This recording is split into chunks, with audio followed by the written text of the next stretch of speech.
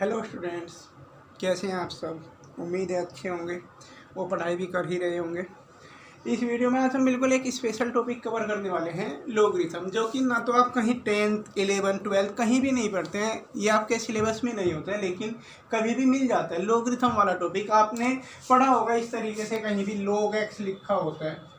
Math से भी ज़्यादा यूज बल्कि इसका केमिस्ट्री में होता है, और बच्चे बार बार बोलते रहते हैं कि लोगरिथम के ऊपर बनाओ एक वीडियो, लोगरिथम का बना दो। तो मैं लोग का एक वीडियो बना रहा हूँ, ये सबको फ़ायदा देगा शायद, ठीक है ना। तो लोग एक्चुअली बेसिकली होता क्या है, जैसे अगर हम किसी भी नंबर को इस फॉर्म में लिखें, जैसे इसे हम एक्सपोनेंशियल फॉर्म बोलते हैं, एक्सपोनेंशियल। तो एक्सपोनेंशियल से रिलेटेड ही टर्म है एक लोगरिथम की, जैसे ये लिखा हुआ है यहाँ पर। तो एक्सपोनेंशियल का एक दूसरा रूप लोगरिथमिक रूप कहलाता है। एक्सपोनेंशियल फॉर्म का एक दूसरा, जैसे आप ऐसे समझ सकते हो कि एक होता है स्क्वायर और एक टर्म होती है स्क्वायर रूट। स्क्वायर और स्क्वायर रूट, इनमें बहुत कम फर्क है। स्क्वायर मतलब किसी नंबर का स्क्वायर कर देना, स्क्वायर हटाओगे तो स्क्वायर रूट लगाना पड़ेगा। जैसे अगर मैं कहूँ कि एक्स स्क्वायर इक्वल टू 25, तो अगर आपको एक्स की वैल्यू मतलब यहाँ से स्क्वायर हटाना है तो दूसरी तरफ अंडर रूट लगेगा, स्क्वायर हटाना तो दूसरी तरफ अंडर रूट लगेगा। इसी तरीके से कहीं जो एक्सपोनेंशियल फॉर्म में जो होते हैं, एक्सपोनेंशियल मतलब पावर के रूप में, जैसे 2 की पावर 7 की पावर 5, इस तरीके से कुछ भी हो जो पावर के रूप में कुछ लिखा होता है, a की पावर x बराबर y हो, तो इसके बारे में आप सभी जानते हैं कि इस a को बोलते हैं हम बेस। ध्यान से सुनते रहना, a को बेस बोलते हैं, इस x को हम एक्सपोनेंट बोलते हैं, जो पावर में जो लिखा होता है, और ये आंसर आ जाए इसका y। तो इसे हम इस रूप में भी कन्वर्ट कर सकते हैं। ये बच्चों को समझ में नहीं आता है कि ये कैसे लिखा, तो आप इसे याद कर लो बस कि कहीं भी जैसे सपोज आपका 5 की power x equal to y आता है, तो आप इसे ऐसे लिख सकते हैं कि log y, जो आंसर आ रहा है log उसका लगाया जाता है, log y। और क्योंकि ये 5 बेस था, इस बेस को log के नीचे एक छोटा एक प्रीफिक्स के रूप में लिख दिया जाता है, log y बेस 5, ऐसे रीड करते हैं, log y बेस 5, और इक्वल टू में ये एक्सपोनेंट रहता है आंसर जो पावर में दी हुई है। तो फॉर्मेट तो ये है कि a की power x equal to y हो, तो हम इसे log में अगर कन्वर्ट करें तो ये होगा log y base a equal to x। लेकिन इसका कोई खास यूज है नहीं आपके उसमें, इसका कोई यूज नहीं है। बेसिकली यूज होती है लोगरिथम की प्रॉपर्टी, बहुत ज़्यादा इंपॉर्टेंट तो लोगरिथम की प्रॉपर्टी है। ये डेफिनेशन समझाएं भी तो बच्चों को कुछ समझ में आती नहीं है, आपको भी ये शायद कम समझ में आई होगी, तो इसे आप स्किप करें इस चीज़ को कि लोगरिथम है क्या एक्चुअली। बस लोगरिथम की कुछ प्रॉपर्टी होती है, और लोगरिथम की ही शॉर्ट फॉर्म है लोग, जो आप बार बार पढ़ते हैं ना, log x log y, तो उसकी फुल फॉर्म है लोगरिथम, शॉर्ट में उसको बोलते हैं लोग। तो इसकी प्रॉपर्टी क्या है उनके बारे में बात करते हैं। लोग की प्रॉपर्टी मेन ये है, वैसे होती इनके अलावा भी बहुत सारी हैं, तो अगर मैं इनको एक्सप्लेन करूं, एक तो ये है कि log x y z, मतलब लोग के अंदर कुछ नंबर अगर मल्टीप्लाई में आ जाएं, कुछ नंबर मल्टीप्लाई में आ जाएं, तो इसे हम log x plus log y plus log z इस तरीके से अलग अलग कर सकते हैं। अगर मल्टीप्लाई में आए तो तीनों के साथ प्लस करके अलग अलग log लग जाएगा, ठीक है ना। log x into log y into log z हो तो उसे log x plus log y plus log z लिख सकते हैं। अब यहाँ पर ध्यान देना, यहाँ बेस नहीं लिखा हुआ है, कुछ बेस नहीं लिखा है, तो अगर कुछ भी बेस ना लिखा हो तो बेस ई मानते हैं, बेस ई, ठीक है ना। ई को आप समझने की कोशिश मत करें, बस बेस ई समझ में नहीं आएगा। जैसे पाई होता है ना, पाई एक कांस्टेंट नंबर है, पाई सिंबल ये होता है, ऐसे एक ई भी कांस्टेंट नंबर है, वैल्यू होती है 2.73 समथिंग, इरेशनल है ये भी, आगे भी वैल्यू रहेगी। जैसे पाई की वैल्यू 3.14 है। अब किसी को पाई समझाने लगे कि पाई क्या होता है तो शायद समझ में ना आए, बट पाई होता है, ऐसे ही ई होता है, ठीक है ना। मुद्दे की बात नहीं है, इनके साथ जिसके भी बेस कहीं भी नहीं लिखा है तो ई मानते हैं, कहीं ज़रूरत पड़े तो समझ लेना। और ये तो मैथ में मानते हैं बेस ई। जैसे केमिस्ट्री की बात करते हैं, आपने कई बार लिखा देखा होगा कि log 2 की वैल्यू इस तरीके से लिखी होती है केमिस्ट्री में, log 2 की वैल्यू, तो इनका बेस ना 10 माना जाता है, बेस 10। और लोगरिथम टेबल आपने देखी होंगी, केमिस्ट्री वाले सर या फिजिक्स वाले सर आपको देखना सिखाते होंगे, बेस 10 के ऊपर बनी होती हैं वो सारी, ठीक है ना। तो मैथ में तो बेस ई रहता है, लेकिन केमिस्ट्री में कहीं आपको log 2 इक्वल टू इतना दिखाई दे तो वो बेस 10 की बात करते हैं। जब भी आपको log की वैल्यू दी होती है तो वो बेस 10 की दी होती है वैल्यू, जो केमिस्ट्री में है। ध्यान देना, केमिस्ट्री में log बेस 10 होता है, वो मैथ में log x है तो बेस ई रहता है। ओके, बाकी कहीं कुछ नहीं है तो आप 10 वैल्यू दी होंगी वैसे आपको क्वेश्चंस के अकॉर्डिंग। कोई क्वेश्चन आएगा तो मैं उसके अकॉर्डिंग बताऊंगा आपको। फिलहाल चलिए प्रॉपर्टी पे चलते हैं, बेस की बात छोड़ दें।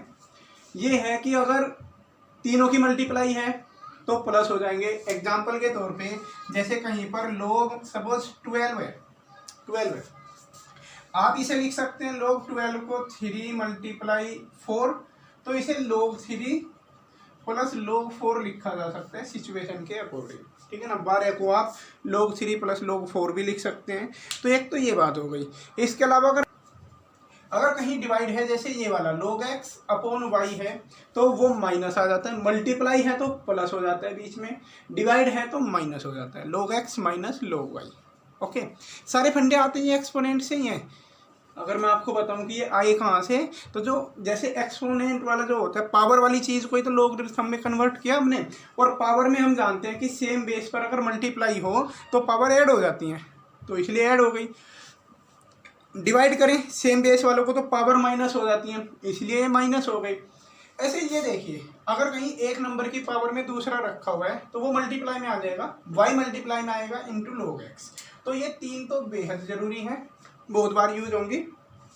जैसे log 25 है, 25 को आप log 5 की पावर 2 लिख सकते हैं, 5 की पावर 2, 2 को आप मल्टीप्लाई में ले आइए, इसे लिख दोगे आप 2 log 5, 2 log 5। ओके, तो log 25 को 2 log 5 लिखा जा सकता है। तो यहाँ पर ये वाली प्रॉपर्टी यूज होती है कि अगर कुछ पावर है तो वो आगे मल्टीप्लाई में आ जाएगी।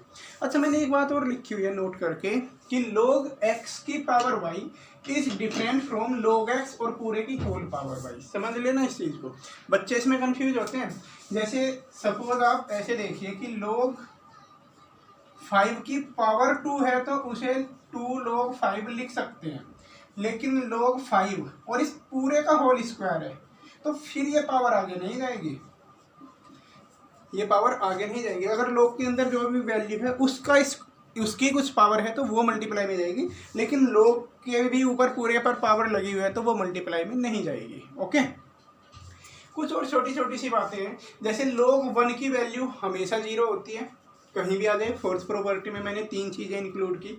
log 1 की वैल्यू हमेशा 0 होती है। अगर ये बेस और वो वैल्यू दोनों सेम आ जाए कहीं पर तो आंसर 1 हो जाता है। जैसे log 5 और बेस भी 5 हो जाए तो आंसर 1 रहेगा। ओके, log 10 और बेस भी 10 हो जाए तो आंसर 1 रहेगा। ओके, इसी के साथ साथ एक ये प्रॉपर्टी है कि log x और बेस y हो और हमें इन दोनों का कुछ, जैसे सपोज आपको कुछ इस तरीके से दे दिया क्वेश्चन में कि log 5 बेस 2 इसकी वैल्यू कैलकुलेट करनी है, और आपको सामने लिख दिया कि log 5 की वैल्यू इतनी और log 2 की वैल्यू, ये दो वैल्यू आपको प्रोवाइड कर दी क्वेश्चन में, और वो कहने लगे कि इसकी वैल्यू बताओ, तो ये होता है log 5 अपॉन log 2। इस तरीके से जो भी दे रखा है, यहाँ बेस 10 पर दे रखी होंगी तो बेस 10 बना दोगे, बस दोनों बेस सेम होने चाहिए, दोनों बेस सेम। कुछ भी आप जैसे कहीं पर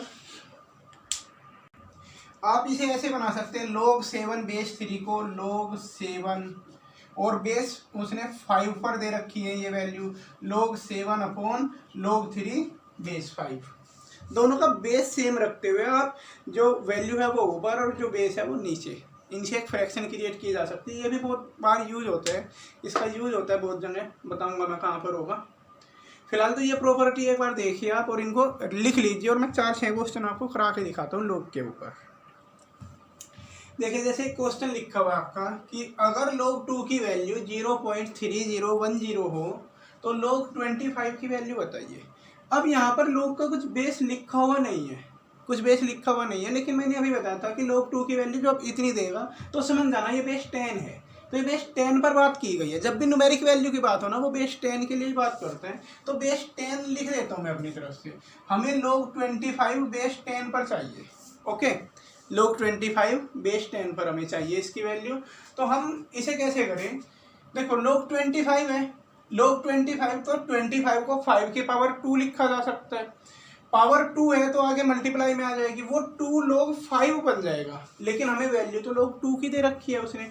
तो आप इसमें एक काम करें, जैसे ये log 5 है ना, आप इसे 5 इंटू 2/2 मतलब 2 से मल्टीप्लाई 2 से डिवाइड कर ले, वो log 10/2 बन जाएगा। ये आप इसे 2 log 10/2 बना लें, ऐसा कर लिया हमने log 10/2।